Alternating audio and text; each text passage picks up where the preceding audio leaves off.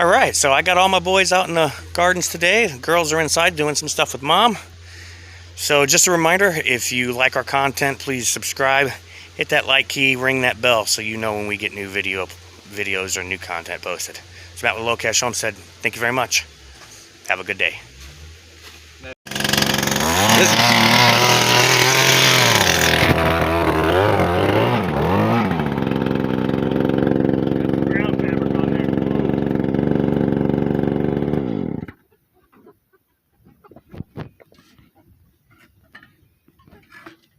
Ouch.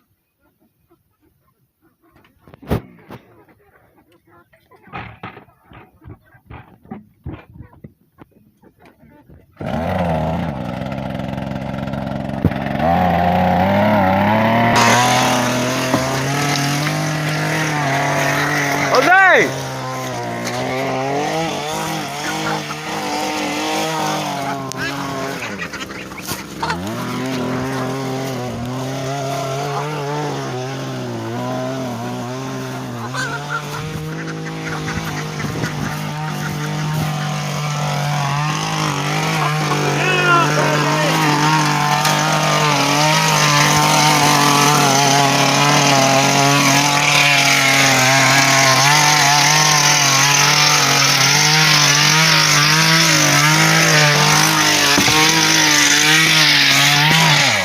I got a good video of chasing the freaking chicken. Okay.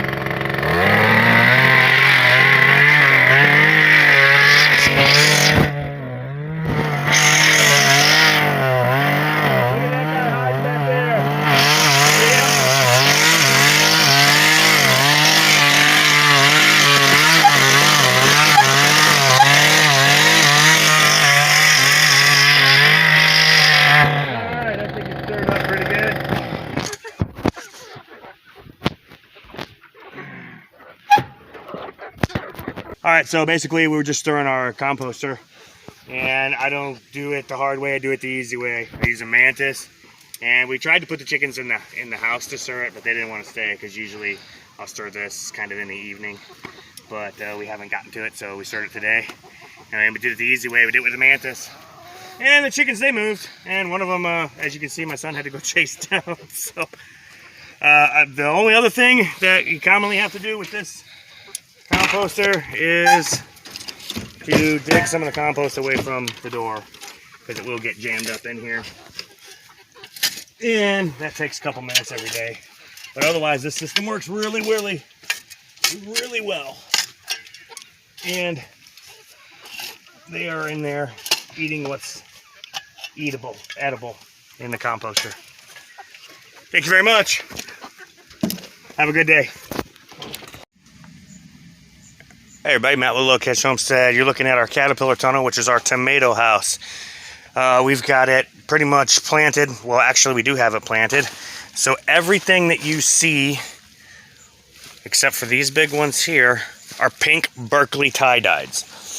So this row, and I hope I'm shooting well. The sun's out, I can't really see. So that row, this row, and this row, those are all pink Berkeley tie-dyes. These here are our early girls and jet stars. We were able to get seed for those over the winter, and so I was able to start them really easy. There's 10 Martha Washingtons in here. I like those. They make a nice little round pink tomato. But the Martha Washingtons and the pink Berkeley tie-dyes we weren't even able to get till like this spring.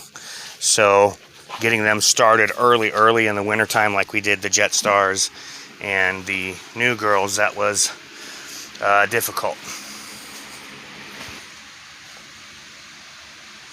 Okay, so there are 200 plants in this 50-foot caterpillar tunnel, and I have another 160 tomato plants still sitting on the propagation tables.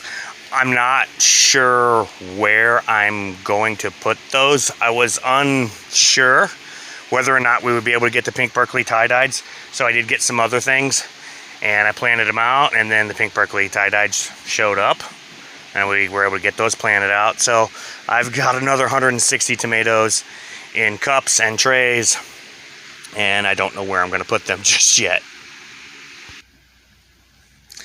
I showed you guys us planting the elephant garlic. Yeah, it's got some weeds and stuff in it, but I use a lot of fertilizer on this stuff. But here, they'll be ready soon.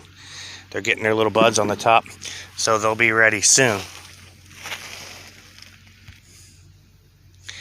These are Yukon gold potatoes. What I did on these when we planted them is I planted them 3 feet apart. I planted a row, and then a row, and then a row, and then a row, and then I planted a row between.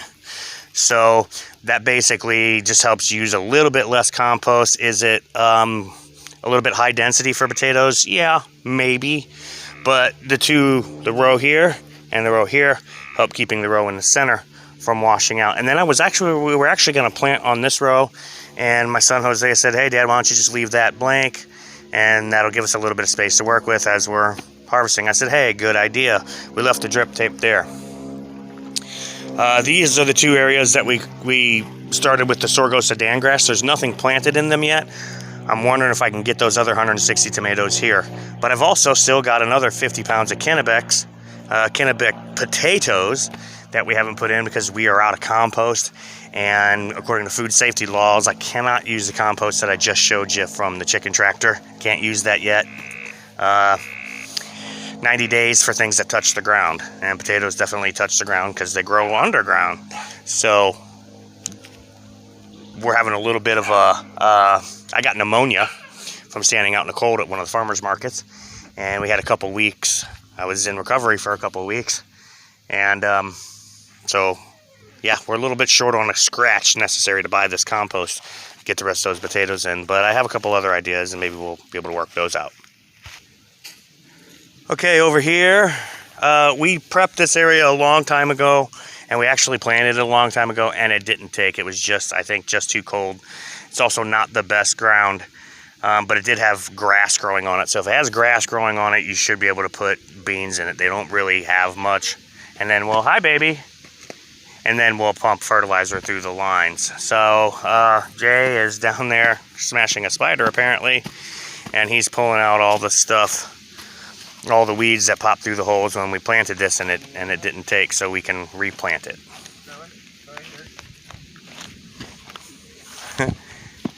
Okay, it's gone, but you can help, John?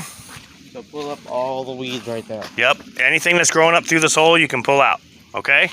Just pull them out and throw them on the ground, and Daddy will come back with a leaf blower and blow them all off. Okay, bud? Okay.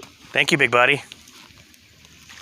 So that's what's going on over here. We planted this in bush beans like in March, and it just didn't take.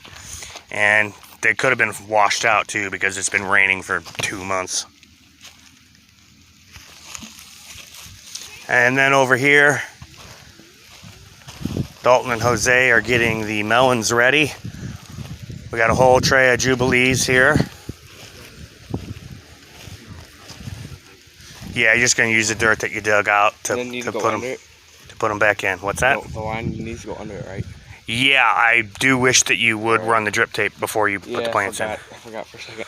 Right. Okay, so run the drip tape. Remember, what are the things we're going to do with the drip tape?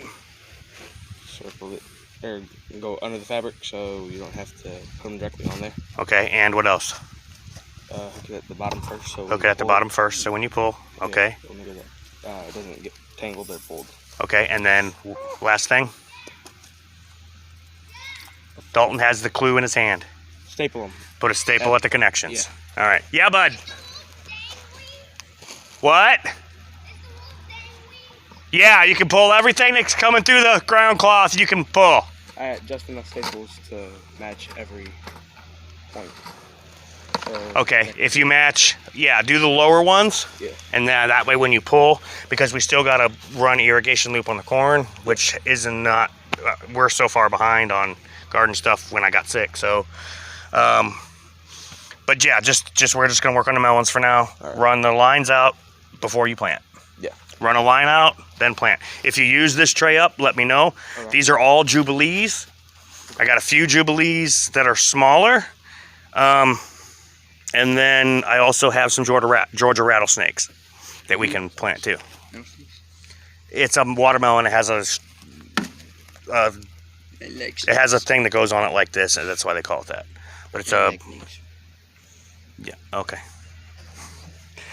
On these, what was the other rule on drip tape? Since the line is set back off of the... I'll go completely under it, yeah. Yeah, you can do that after, because I know it's easier to feed from here, yeah. But just when you connect it, make sure that you feed back. You back feed that smaller distance to get to here. All right. Because this has got so much mulch on it that nothing's going to grow up over that main line. All right. Okay? Yeah. All right.